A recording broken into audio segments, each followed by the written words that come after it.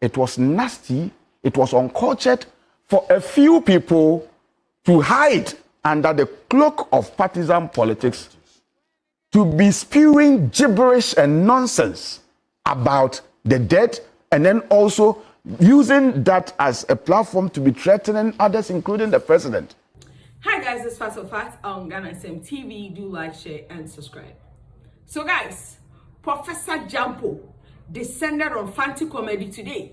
Guys, you remember in the course of the week, Fante comedy has been trending. He was arrested, detained, and was granted bail subsequently by the courts because he hosted a live session in which Ghana Jollof and her other people expressed their view on the helicopter crash.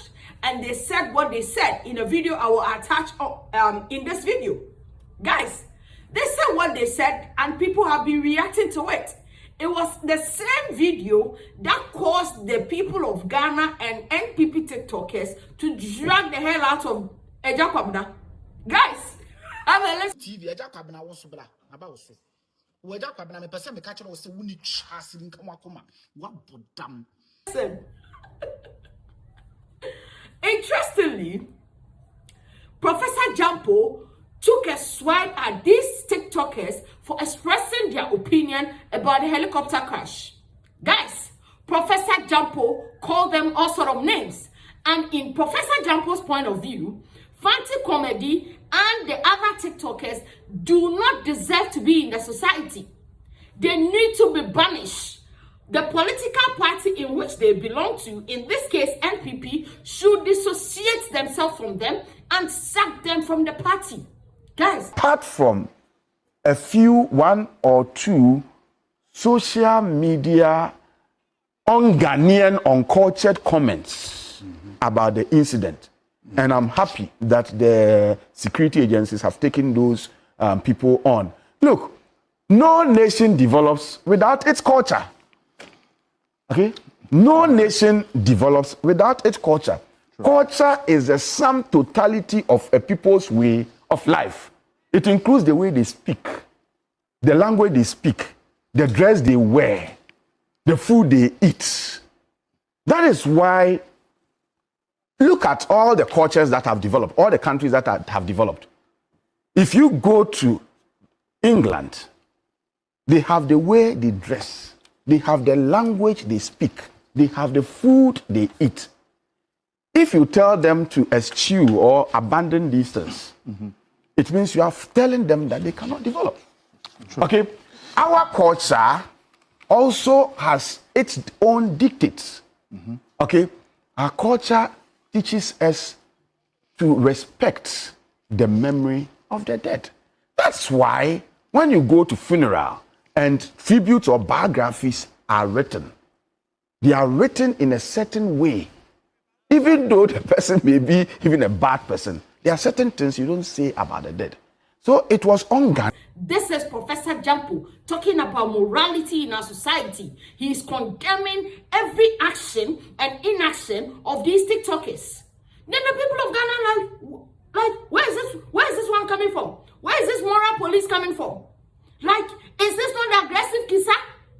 Like, no, is this not the professor who was involved in the sex for grade scandal? Like, why? Have you forgotten what is going on? Like, make it make sense. People are asking a lot of questions. Is this Professor Gyampo talking about morality in our society? Like, in a proper jurisdiction, the people of Ghana are asking, would you, Professor Gyampo, even have the guts to sit on national television to talk about national issues again? Like, is this Professor Gyampo insulting these young people who erred and have apologized for it? Like, saying we should banish these young people because of their utterances. Guys, we are not by any means supporting what these people did. But coming from a moral police, Professor Gyampo make this whole argument ridiculous. Guys, some section of Ghanaians are like, are we missing something here? Like, is everything okay with Professor Gyampo? Like, guys, like, make it make sense. Are you for real, Professor Gyampo? You are telling us about morality today. Are you not the aggressive Kissɛr? Have you forgotten? Like, what is going on? My goodness. Guys, a lot of Ghanaians are not even having it.